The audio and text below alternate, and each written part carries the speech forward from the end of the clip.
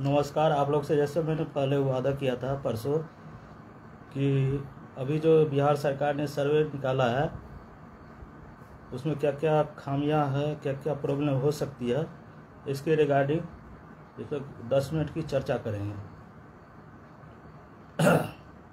मेरे साथ मेरे पिताजी है जो लैंड या ज़मीन से रिलेटेड काफ़ी जानकारी रखते हैं, उनके साथ मैं चर्चा करूंगा।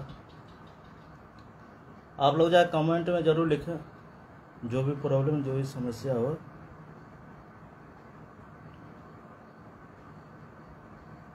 तो उनसे मैं मिलवाना चाहूँगा।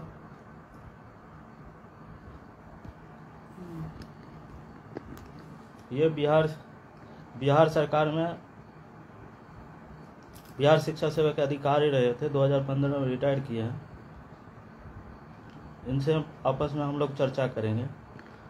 ये बताइए, अभी जो सरकार ने अभी ये जो ज़मीन से सर्वे के लिए जो बोला है उसमें क्या क्या माने पेपर होना चाहिए कि वंशावली जो है ना, वंशावली एक तैयार करना पड़ेगा सबको। हाँ। अब वंशावली कहाँ से तैयार किया जाए तो वो पहला सर्वे जो है 1898 1900 ईस्वी तक फाइनल हुआ है बिहार में।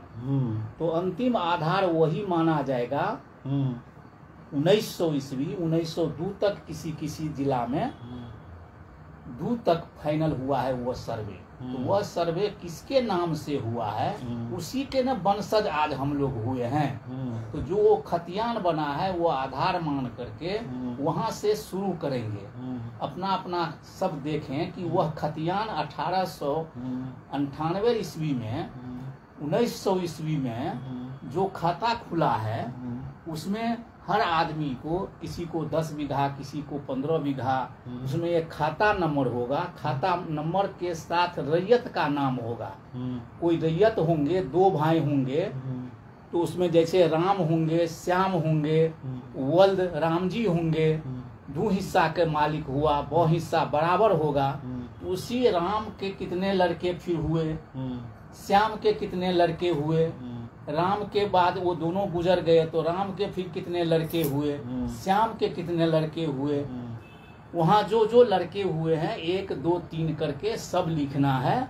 जब तक वह मान लीजिए स्वर्गीय हो गए हैं तो लिख देंगे स्वर्गीय, या नहीं भी लिखते हैं स्वर्गीय तो फिर उसके नीचे लिखेंगे। तो राम का मान लीजिए मोहन हुआ, सोहन 2 लड़के हुए, फिर मोहन को कै लड़का हुआ, सोहन को कितने लड़के हुए।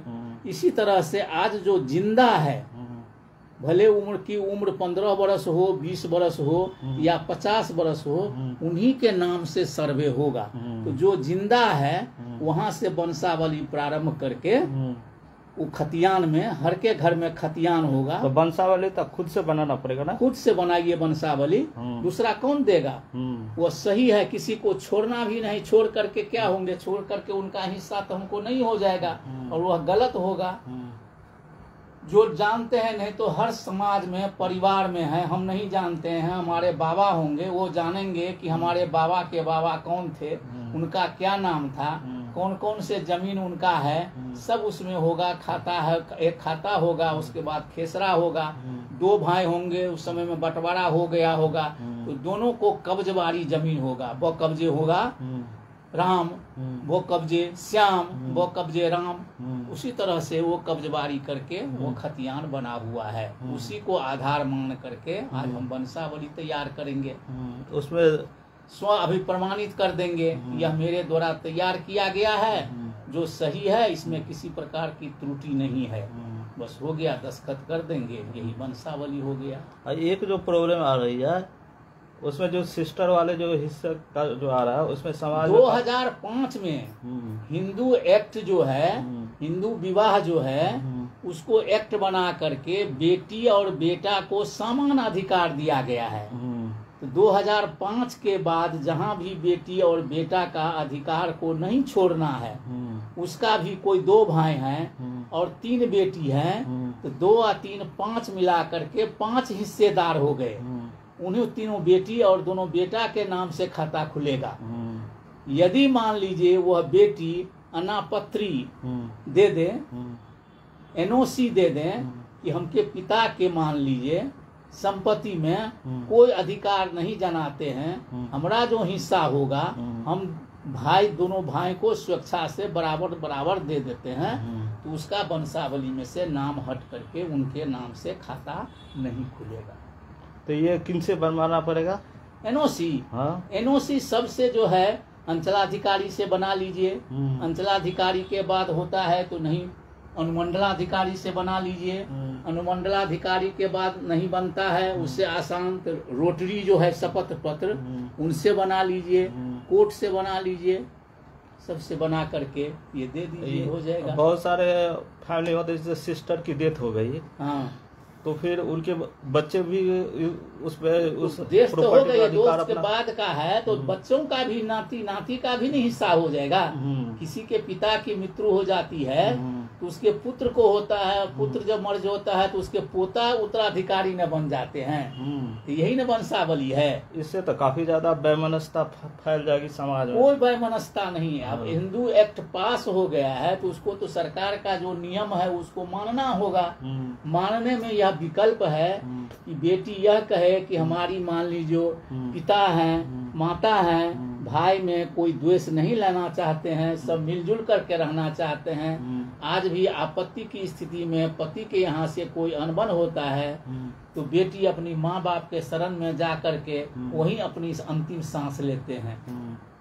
इसीलिए बेटी भी हमको लगता है कि 80-90% वैसी बेटी है जो अपने भाई के, अपने पिता के पैतृक संपत्ति में अपना अधिकार नहीं जनाना चाहेंगे, तो उसको एनओसी बना करके दे देना है कि हमको पिता या भाई के संपत्ति में किसी प्रकार का हिस्सेदारी नहीं चाहिए, मैं स्वेच्छा से अपने तीनों भाई को बराबर बराबर हिस्सा में संपत्ति देना चाहती हूँ। इसके लिए प्रपत्र 2A और प्रपत्र 3A 3A तो दोनों है। अब जो मान लीजिए प्रपत्र 2 है, प्रपत्र 3 है, उसमें है मौजा का नाम, थाना का नाम, अंचल का नाम, ये तय करके उसमें भरना है कि कौन कौन रैयत हुए। रैयत मान लिया कोई 2 भाई हैं तो दोनों भाई का नाम, रैयत कौन जिसके नाम से खाता खुलता है उसे रैयत कहते हैं। तो दोनों राम और श्याम दोनों जो है रैयत है, दोनों राम श्याम जो है के नाम से खाता खुलेगा। पिता होंगे, पिता दे देंगे पेशरान मोहन 2 हिस्सा, वो हिस्सा बराबर। कौम जो होगा, जो जाति है वो कौम लिख देंगे, साकिन लिख देंगे, मौजा लिख देंगे, थाना कहाँ है वो लिख करके यही यहाँ से शुरू होगा। यदि जमीन बंटवारा है तो दोनों जमीन को लिख देंगे कि वो कब्जे फलना, वो कब्जे अमुख, दोनों को कब्जवारी दिला देंगे। नहीं है तो दिखा देंगे सम्मिलित सम्मिलित सम्मिलित सम्मिलित। जैसा कि आप लोगों को पता है 1800 फर्स्ट सर्वे जो है 1898 में हुआ था, उसके बाद 1970 में हुआ था। 70 में भी रिविनल सर्वे हुई, नक्शा भी किसी पंचायत में दे दिया, खतियान भी दे दिया, लेकिन उस पर एक मुहर लगा दिया नोट फाइनल। उसमें कुछ धांधली हुई तो सरकार उसको मान्यता नहीं दी है। इस सर्वे में उस पेपर का भी व्यवहार किया जा सकता है, उस पेपर को भी लगा करके आप दे सकते हैं, क्योंकि वह जो आप खाता खुलाए होंगे उसका साक्ष्य होबे करेगा। केवला होगा तो केवला होगा, खतियानी होगा तो आपके पास खतियान है, खतियान का छाया प्रति लगा दीजिएगा, स्वयं अभी प्रमाणित कर दीजिएगा, आज लगा करके दे दीजिए। फिर आपको जब बुलाहट होगा तो आमने सामने में आपके प्लॉट पर जाएंगे, आपका दखल कब्जा दे करके वह प्लॉट पर जितना दखल कब्जा है उतना का नक्शा हम बनावेंगे, उसके चौहद्दी को दर्ज करेंगे और उसका क्या आपको सबूत है, जो सबूत दिए हैं सबूत से मिलान होगा। इसीलिए फॉर्म 2 में जो भी सबूत देते हैं उसको कैफियत खाना में अभिगम में अपना दे दीजिएगा, केवला नंबर अमुक समय में हुआ है, यही दर्ज करना है। तो इससे तो कोई समस्या तो नहीं होगा? नहीं, किसी प्रकार की समस्या आता है तो उसका समाधान भी नहीं है।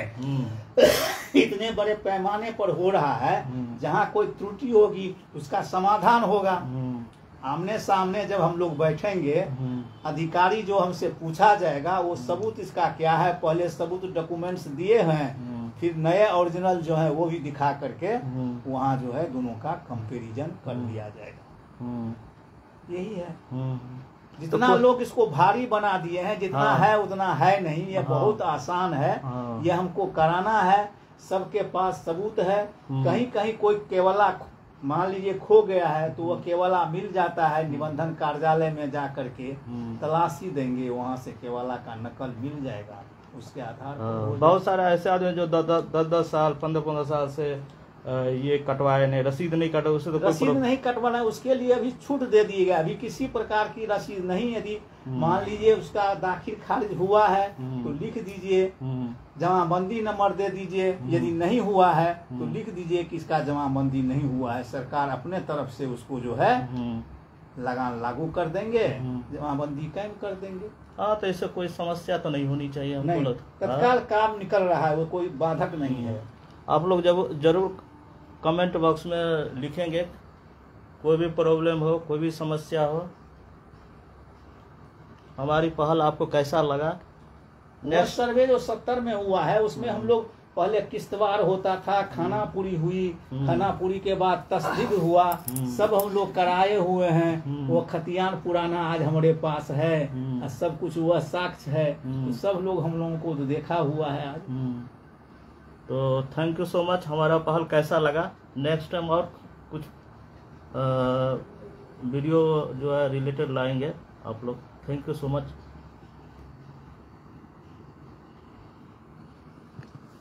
पहला कहाँ कोई नहीं ना चल के 725 आदमी। हाँ, बाबू का फोटो था।